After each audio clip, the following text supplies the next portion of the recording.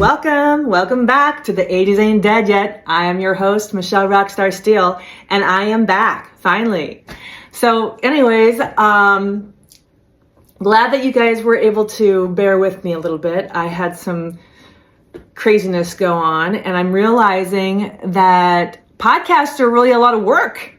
Like, I was thinking, I can do one once a week, but between the editing and all that stuff and trying to organize something, I'm realizing that unless that was my full-time job, I really can't keep up with that probably right now. So anyways, I did, last month was a really busy month. It was my birthday month. I turned 53, woohoo. And I just kind of wanted to share today with you just some things that I've learned since these last 53 years of my life. So that's, as my title is, Stuck in the 80s. We all know those people, right? We all know those people who are still feathering their hair and ratting it and teasing it and making it all satellite, or have the cut across bangs and long hair mullet looking or whatever. And just everything, their clothes and everything are just very, very 80s. Still smoking their cigarettes and drinking their, I'm not putting them down. But my point is, I guess, is that maybe physically they haven't evolved, maybe they have though emotionally, but a lot of people, the reason they don't progress is because they don't change with life. They think, you hear it all the time, this is the way I was born, this is the way I am, this is who I am, like it or leave it. Well, I believe that we are born to completely always be evolving and learning and becoming the person we're meant to be. I don't think we're born the way we're supposed to be. Yes, we have some traits and some gifts that we are obviously blessed with, but unless we're using them to its full extent, it's impossible. Otherwise, why would we even have a purpose in life if we were born already perfect the way that God created us? He created us perfect in his own way. But again, we have a purpose to live out. Otherwise, what's the purpose of even living, correct? So one thing that I have noticed, that people my age, Gen X, the ones who are doing really well right now, health-wise and success-wise and happiness, is because they have grown to change. I work in HR and do a lot of work with a lot of employees and stuff and software and things like that. And one thing that I always hear is I've always done it this way. I don't know why. For 30 years, I've done it this way. Why would I need to change it now? And it worked then. Why does it not work now? Well, because times change. And if you want, it's kind of I'm not going to email. My daughter, who is 33, I remember in college, she's a hippie, so she would be fine if she didn't have a phone. But millennials can be like that, I guess. But in most aspects, she's not normal as far as that goes with, technology. But she refused. We were like, we'll get you an Apple phone or, a smartphone. And she's like, no, I don't want one. She wanted to keep her flip phone. Well, she realized that she was missing out on emails for college, for, opportunities and for work and scholarships and stuff. And so she realized she needed to have something that she could have access right away with. So if you're not keeping up with the times, you're not keeping up. And not that we need to be obsessed with technology and all that stuff, but we need to understand that it is just part of going with life. Otherwise, you are not going to be happy. Trying to stay put in your ways of 30, 40 years ago, you're not going to be the happiest person, and you're not going to be the person that God created you to be to its fullest. There's no way to help other people if you're completely just stay stagnant. And so that is one thing I've learned, because I've been somebody who's been through, a lot of people have my age. We've all been through a lot of stuff. We all have crosses to bear. We all have things that we've dealt with and hardships and things like that. I've personally in our family, I think genetically we just have a lot of anxiety, okay? So then you top it up with any type of trauma or anything like that, then you got anxiety, PTSD, depression, and you're just like, cuckoo, But if you're just like, okay, this is who I am, we just don't talk about it, because let's face it, our generation of parents, we didn't talk about stuff. If there was a problem, we don't talk about it. We just move on. It's that mentality of the 80s was, rub some dirt on it and be on your way, you'll be fine. Well, it was meant well, but it was actually a trauma in a sense, because then so many of us our age feel like we don't deal with our problems, we just move on. Well, the thing of it is our problems that we never deal with are like rocks, and they sit in there in the pit of our stomach, and they stay there, and they come out in some way. Whether it's our relationships, whether it's our happiness, whether it's our jobs, our addictions, all those things from not dealing with issues comes out. So you got to learn those things.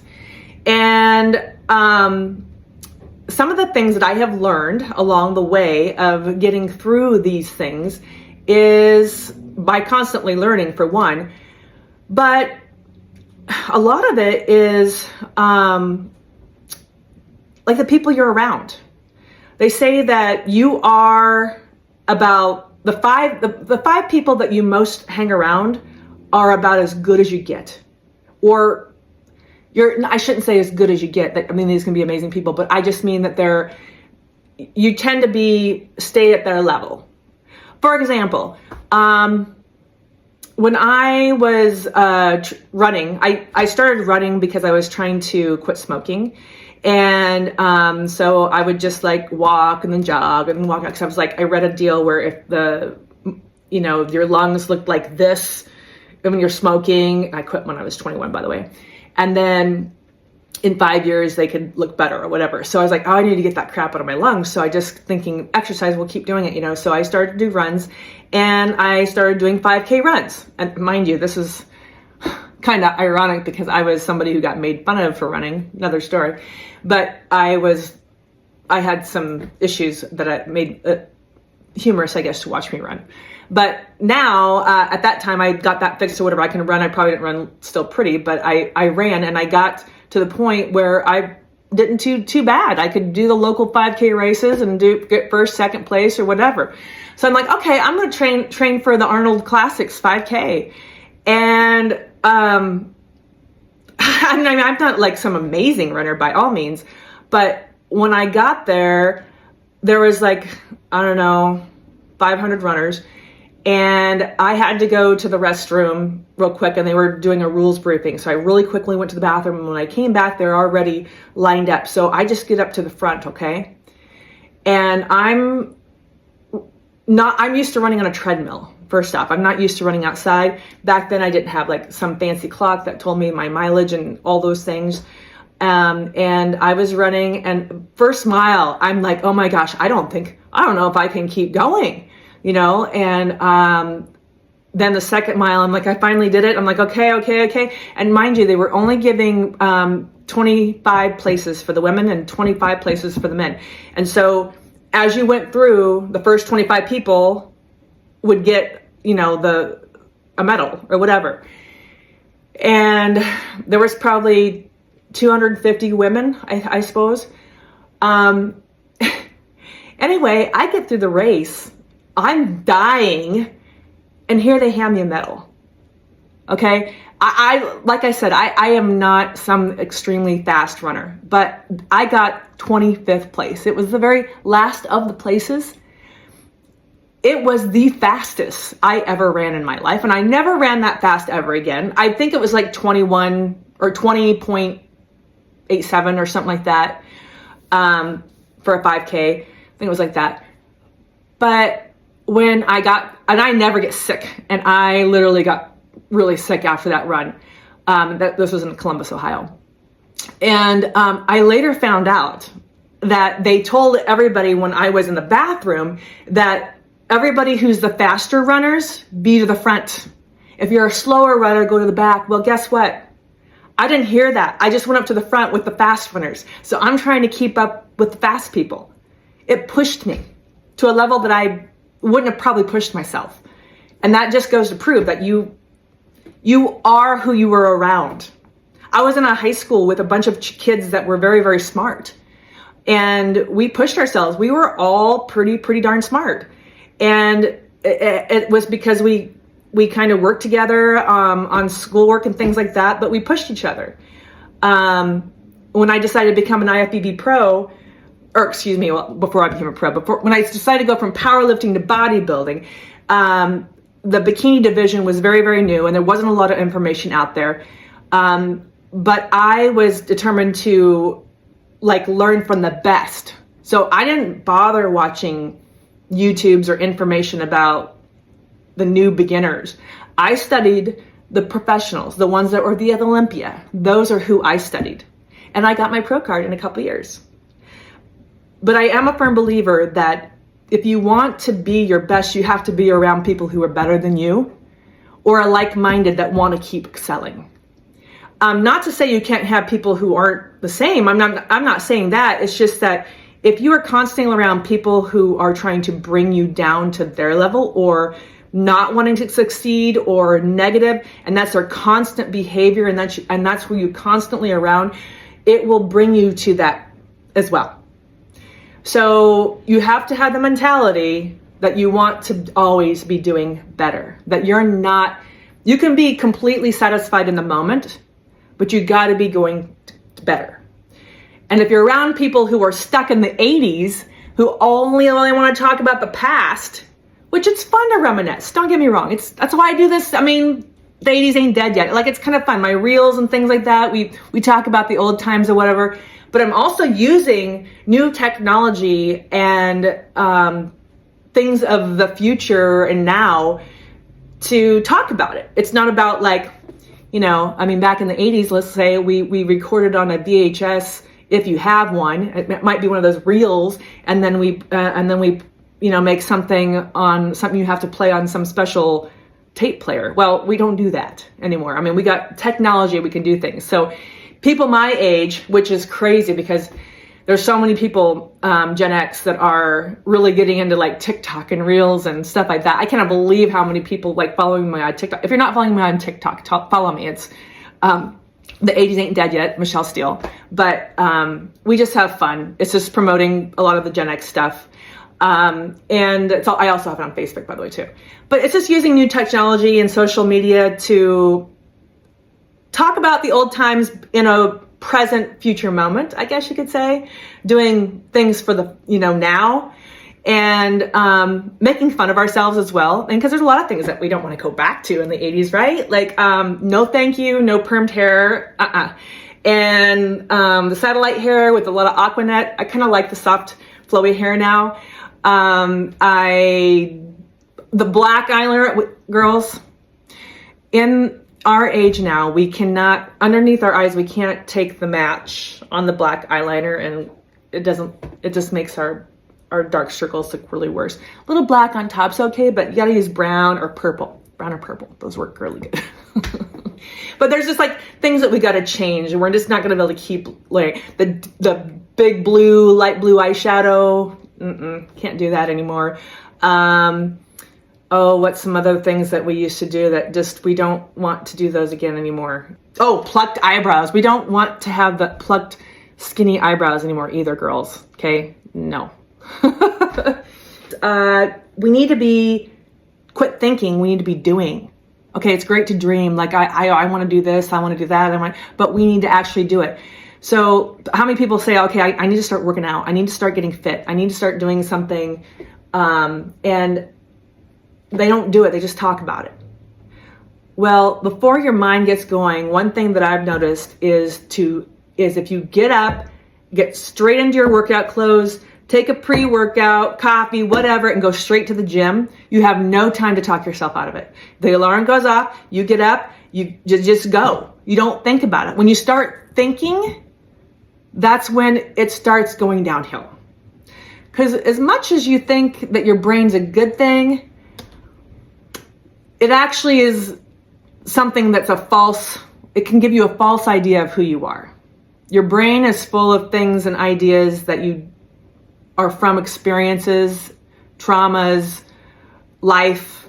I mean, when you're born, you're much happier than when you are later on in life, generally, because after so many things happen in life and you get bit or things happen, then all of a sudden you decide things about yourself. Just like I was saying, like, you know, when tough times happen, you know, back then they're just like, oh, we don't talk about it. It's no big deal. It's like, just we don't talk about problems. Well, then I decided, I put in my mind that my problems weren't important, that I just needed to bottle them up and not talk about them. And that was very damaging to future relationships and just even how I treated other people. Because you get a false idea of, I guess, who you are in those senses too, that, you know, it's a bad thing to have problems. There's something broken about you, that, you know, it's like, no, everybody has problems. Not everybody talks about them. Not everybody deals with them. Not that you have to sit there and talk about problems all the time, but still, like, it's just, you know, just part of life, you know? But anyway, if you just keep thinking and not ever doing what you're supposed to do, like, just like even with this podcast, it's like, okay, I'm thinking, I gotta get another podcast done. No, Michelle, just turn the microphone on, turn the camera on, and do it. You don't need a script. You know how to talk, Michelle. Come on. I wrote a few things that I wanted to talk about, but those were, you know, you start to overthink things. Okay.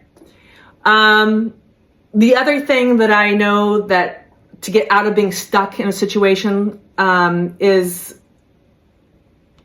to sit there and just do one step at a time. There's many times in my life where I've been stuck at, I just don't want to wake up.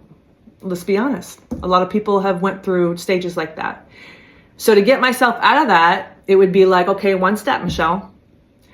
Get up and make the bed. Get up, make the bed. Very seems kind of dumb, but that's exactly what I had to tell myself. Just get up and make the bed. Then it was get up, make the bed, and go take a shower and get ready. Because I don't care what time of day it is. And it's not about vanity or anything, but if you can take some time to make yourself look decent, put some makeup on, whatever it takes to make yourself look or feel your best, get your hair done, put some nice clothes on, whatever it is that makes you feel your best. Like when you look your best, you feel your best and you portray your best. I remember even when I was pregnant with all my kids and stuff, I remember a doctor or a nurse, you know, saying something like, you always just look so cute, and all these girls, when they're pregnant, they just kind of let themselves go. It's like, it's not about letting yourself go. It's just that it made me feel in my mind better. Not that, I mean, call it insecurity, whatever, okay? But regardless, it got me out of slumps to just get ready, okay? So take a shower, get ready. Then it might be just, okay, go for a walk. Our bodies are meant to move. In fact, there's a huge correlation with movement and changing your sympathetic to your, which is your nervous system, your stress part, to more of a peaceful state by moving, because we're meant to move. And people always think, well, I just don't have time to work out. Well, we don't have muscle movement to sit on the couch, to sit in a vehicle, sit on a desk and be on our phones all the time, or watch TV or whatever. I mean, we can call it laziness, but honestly, it's almost like an addiction. Like once you just start to spiral down more and more and more, because when you don't move, you get more depressed and more unmotivated and more tired and more exhausted and don't feel good, and you start to hurt more when you start to move. And it's just this ongoing cycle. Whereas if you just can make yourself start moving, you'll find yourself, you have more energy. You can sleep better at night. You start to feel better. You might be sore from lifting or whatever, but eventually you actually feel stronger and have more energy and are healthier. But when we start to move, we also get more motivated for everything else in life. Whether it's work, relationships, we just start to feel better about yourself. You might not lose a freaking pound, but after just going to the gym one time, you're like, yeah, I feel good, because there's a real reason why you do. I mean, besides the dopamine and all these other things, like your whole entire body chemistry literally changes from movement. And people take that for granted. They think it's nothing, but it really is important. And I firmly believe I can tell a huge difference myself between lifting weights and just running or walking or doing aerobics. Like, I do both, don't get me wrong, but there's something about lifting that literally makes me super happy. Like, it is definitely my therapy. It always has been. I've heard people, like, oh, you just work out and lift for social media. It's like, sweetheart, you have no idea how working out has saved my life. Literally, it makes me from one person to another person, just like that. And there's been plenty of times in my life where I didn't even have social media for a couple of years. Like, after I got divorced, I did shut off everything for 2 years. And did I quit working out? No. It's working out. Looks are a bonus, but when you start moving your body for health reasons, and you see the differences health-wise, and you quit focusing on the physical part of it, what you look like, that part just becomes a big bonus. And because happiness changes your whole look as well. When you smile, you look a lot more attractive than if you don't. That's just the truth. And so people see that in you. So movement is a huge thing for me. Even if I don't work out like I did as an athlete, like, if I can just set goals of what I know keep me, happy and healthy, that's all I care about anymore. I don't ever care if I step on a stage again or on a platform for powerlifting. None of that stuff is what my goal is anymore. I just want to look and feel my best, and be the best for the people I'm around. I don't want to be a downer. I also want to show to my kids how to live life. I mean, they're watching me. They're watching every move I do. So my life is not my own. Like, it goes from generation to generation. So they see mom screw up, but they also, I'm hoping, see how mom fixes it, changes it, acknowledges the problem, and what we can do to change that. Because I got 6 kids, so more than likely my kids are going to go through a lot of crap, maybe even more than I ever went through. But I don't want them to give up. So I want them to have the tools to know how to keep moving forward. And that just because you're having a bad day or a bad week or even a bad year, because I've been there, you can get through it, but you have to just go through these small steps of just, like I said, get up, make the bed, get up, take a shower. And then after moving, my other goal was like, I just want to make a meal for my family. For me, that was a big thing. I just want to make a meal, because that's one thing that makes me happy. And then the other thing is to be creative.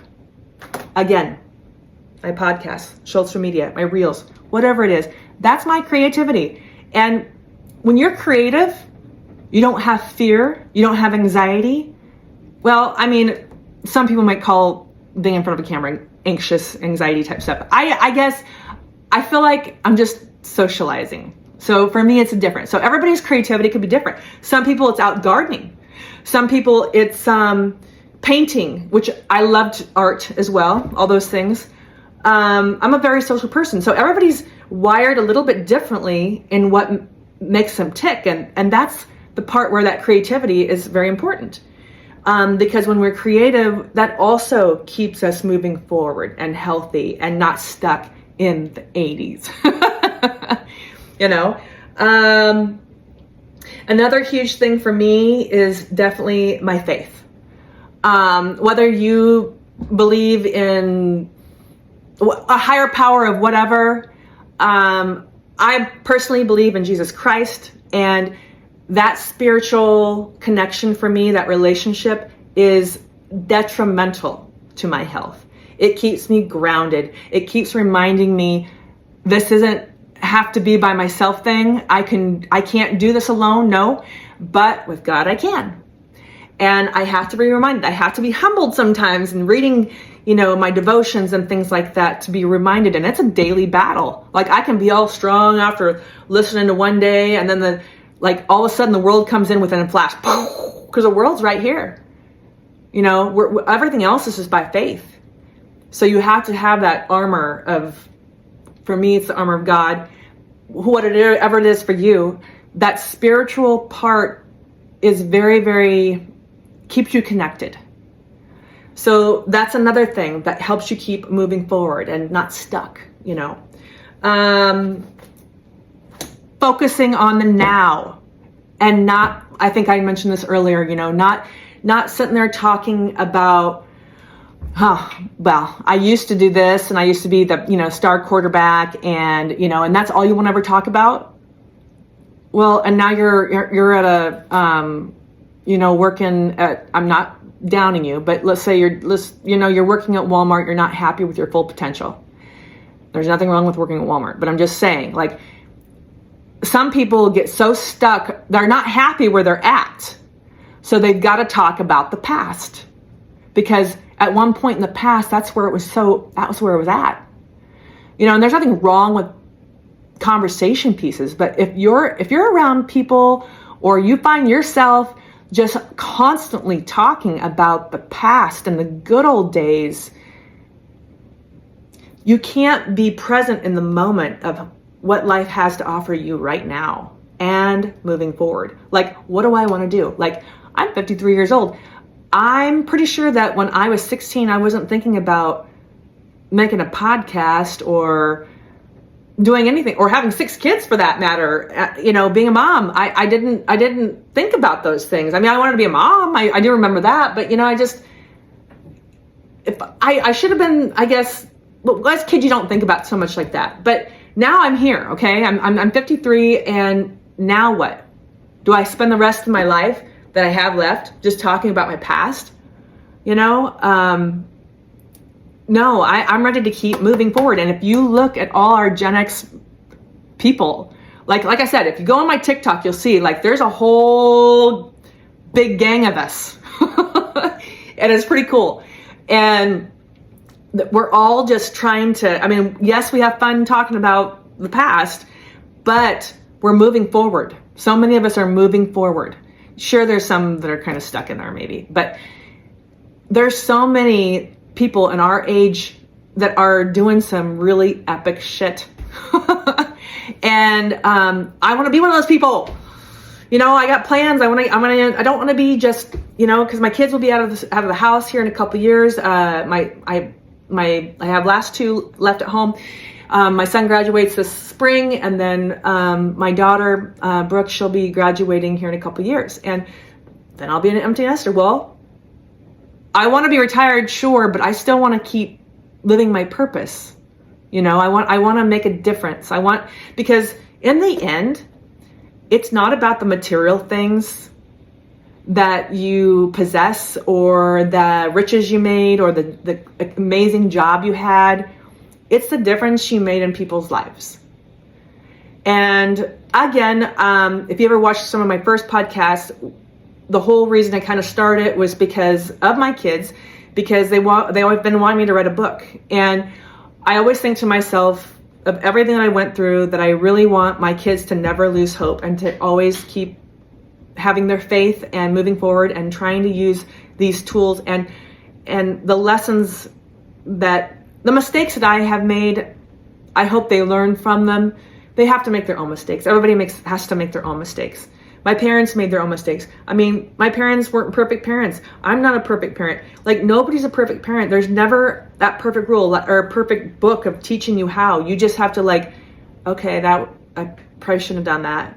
Probably shouldn't have done that. But you don't know until it happens, So I just want, I want to make a difference in my kids' life. So if you think about life in making a difference in people's lives, it doesn't have to be the world. You don't have to be the world changer. Make a difference in the people who are close to you. Make a difference in the 5 people that you're mostly around. That's what we're about. Quit being stuck in the 80s. So that was my little quick tidbit. So I hope to have some more guests, yes, but I'm kind of not stuck, but trying to move forward. And so I've had to pick up a few jobs to compensate for a few things that happened. I had a lovely sewer backup. That was amazing, which was one reason why I was hiatus there for a little bit. But it's all good. You know, I could sit there and feel sorry for myself, blah, blah, blah. No, I have the tools. I can work. I can do stuff. I can move forward. God's always provided for me, so I'm not too worried about it. And if I start to worry about it, well, does that help anything? No, it doesn't. Believe me, I get stressed about the stuff. But in the grand scheme of things, none of that stuff is gonna help anything. I just gotta move forward.